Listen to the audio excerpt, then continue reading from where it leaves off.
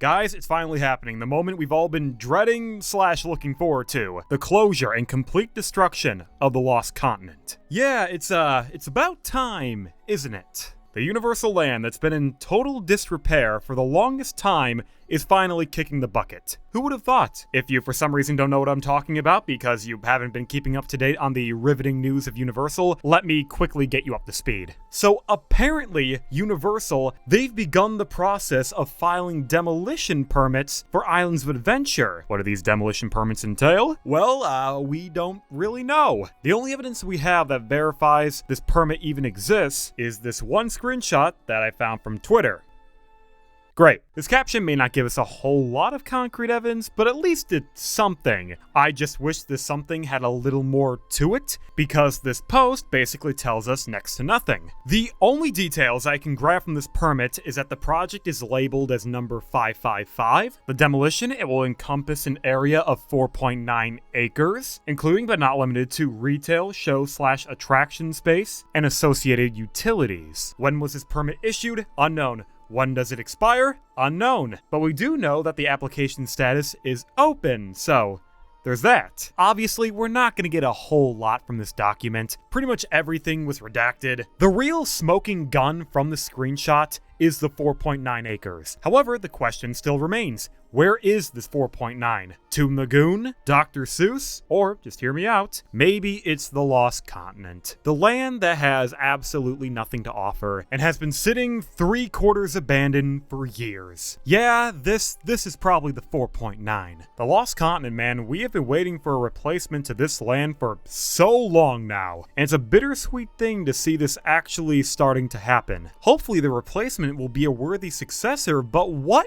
is replacing the Lost Continent? Seriously, that is a long-standing question that we still don't have the answer to. So many rumors have come and gone, but none of them have been able to stick. Except for one. The longest-standing rumor for the Lost Continent replacement has always been The Legend of Zelda. Why Zelda? Don't ask me. I am not familiar with this IP, I know nothing about it.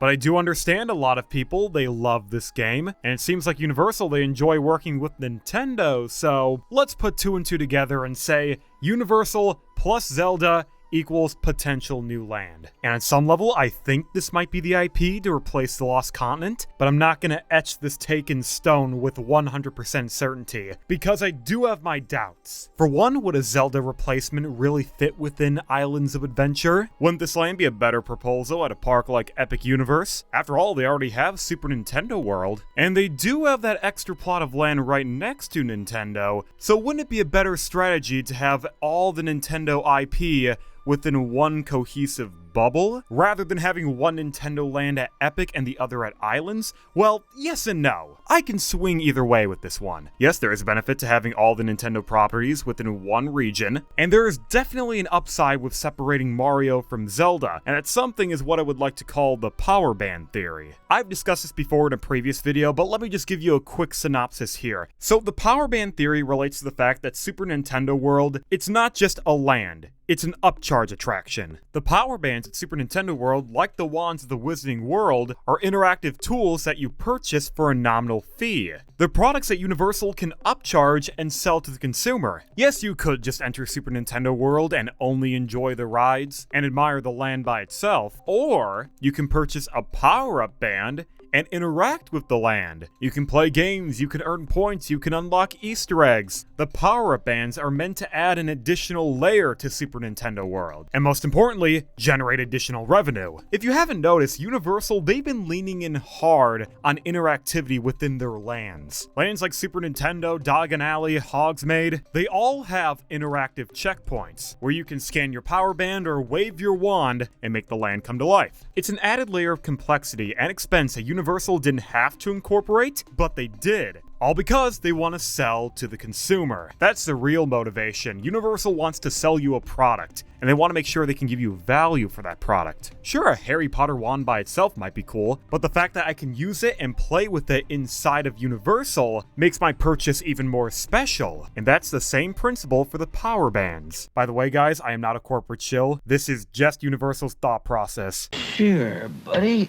I buy it, I play with it, and I keep it. The best way for Universal to add additional value to the power bands and encourage additional sale to the power bands is by expanding Super Nintendo World, but not just at Epic Universe. No, by expanding at their other properties. If I were selling this band to the consumer, which scenario sounds more appealing? A one-time purchase of this band that I can only use at Epic Universe because there's only one Super Nintendo World and it's at this park, or a power band that I can use at Epic and Islands as well. If this was the case, all of a sudden my power band would become a lot more valuable, because if I was taking a 3-day trip to Universal and I was staying at each park for 1 day, I can now use my power band for 2 days instead of 1, which hopefully helps rationalize my purchase. This would be my main justification for why Universal would construct Zelda on top of the Lost Continent. It's the most efficient way for Universal to expand Nintendo, broaden the power band's reach, and generate more capital and merchandise. But what's holding me back in giving Zelda the definitive stamp of approval is how now there's suddenly a new contender in the ring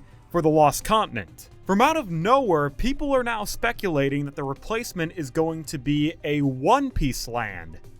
What? Where did this come from? I have never once heard anyone recommend One Piece to be Lost Continent's replacement. Also, why are only Japanese brands being proposed as Universal lands as of late? Zelda, One Piece, Pokemon, that's another one. I understand a lot of people love these franchises, but why does it look like Japanese culture specifically has such a stranglehold on Universal creatives? You know what?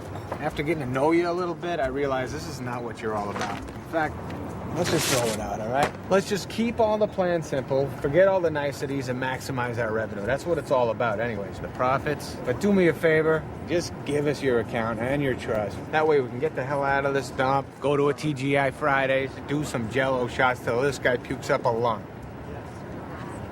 Fuck yeah! Now, how do I feel about One Piece coming to Universal? No comment. I don't watch anime, I certainly don't watch One Piece, and I'm not going to start watching it anytime soon because there's over 1,000 episodes. I may be unemployed, but I'm not that unemployed. And my knowledge of the show goes as far as Luffy is the main character, that's it. I'll try to remain optimistic if this does end up being the land. As long as the area looks good and the ride is fun, I really don't care if it's One Piece. Even with Zelda, it's the same story. I know nothing about that IP. I don't know what a Zelda land would even look like. So I'm kind of just putting all my faith into Universal, and I'm hoping that a One Piece or Zelda land would meet any preconceived expectations of mine. This is kind of how I felt towards the Harry Potter lands when they first came out, because I was not a Harry Potter fan, and I'm still not really a Harry Potter fan, as I've only seen one of the movies. I'm getting around to them, guys. I just can't find the time to watch them because there's 8 of them. The point is, though, the lands maybe care about Harry Potter, and I imagine that a One Piece or Zelda land would also make me care about those IPs. It's all dependent on the execution of these projects. Also, another thing that I've been considering as a possible replacement to the Lost Continent is the perspective of a Harry Potter expansion. Yes, I am aware that Universal, they already have 3 Harry Potter lands and 6 Harry Potter rides, but they do them so well. You know what, Universal, go ahead, expand Harry Potter. Throw more attractions onto the pile. I wouldn't put this option past Universal. After all, the Lost Continent is right next to Hogsmeade, so it would be easy for Harry Potter to expand over. The only question I have is, what else can you do with Harry Potter? Is there any other location in the Harry Potter universe they can adapt? Maybe, the Burrows? That's, a setting for sure. Who knows? There's no certainty in this. I'm just spitballing here. I'm just saying Universal, they have a habit of continuously expanding Harry Potter. Would a Harry Potter expansion, though, take up the entire Lost Continent? I doubt it. The most likely outcome would be that Universal would devote the Arabian Plaza to Harry Potter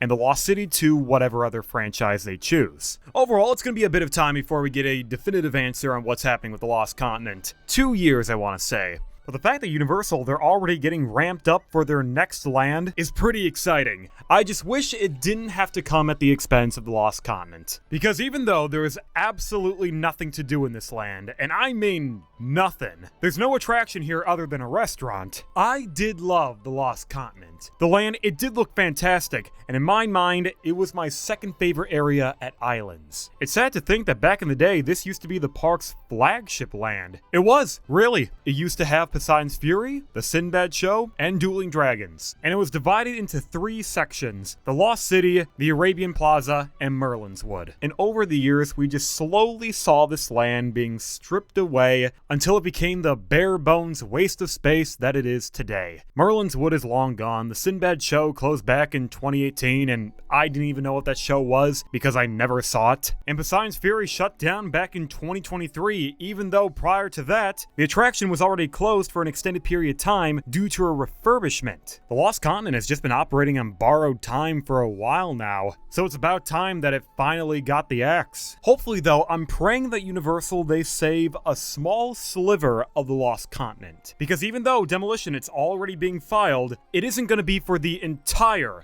Lost Continent. The permit only specifies 4.9 acres. The Lost Continent is roughly 8. So let's say I follow this Google Earth rendition that I found on Twitter and predict that the demolition will only encompass the existing show buildings and some infrastructure. If this scenario ends up being the case, then it seems like Universal, they have no interest in taking out the Mythos restaurant, which if they don't, I'll be happy with that. The restaurant has been a marquee at this park for ages, and it's been consistently voted the #1 theme park restaurant in the world time and time again. So I'm not too sure if Universal, they're quite ready to part with this place yet. An idea I would like to just throw into the air is that Universal, they keep Mythos, they keep some of the existing buildings from the Lost Continent, and they create sort of a Mythos Plaza for the restaurant. That way they can keep Mythos, but at the same time they can still demolish Poseidon's Fury and Sinbad so they can expand. This would be my ideal scenario. Universal, they save a piece of their history by reducing the Lost Continent to a plaza or strip,